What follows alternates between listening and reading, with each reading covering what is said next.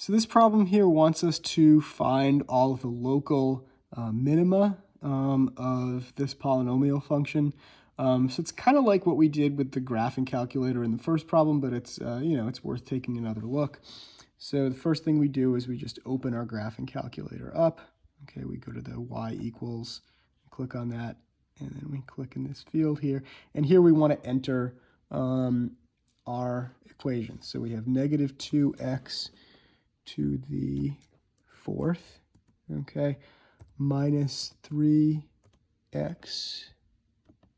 cubed plus 4x squared, okay, plus 5x plus 2, okay. And just double check, make sure that we got the whole thing there.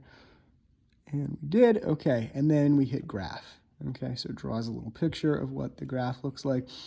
And so we want to find all the local minima, okay. So it's very specific, all the points where there is a local minimum.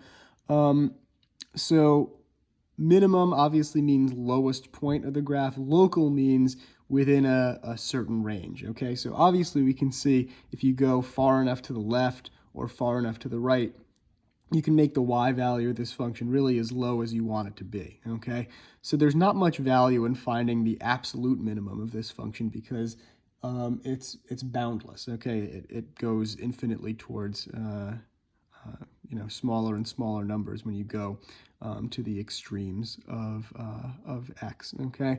But if we look in this little window here, we can see pretty clearly, even though this isn't the lowest point that the function ever attains, it is the lowest point in this, relatively restricted range here. So this is what we want to find. So we click on this button that says Extrema, and Extrema just refers to maximums and minimums. And same kind of idea, okay? So we're targeting this bottom point here. So we want to put this left arrow somewhere to the left, okay?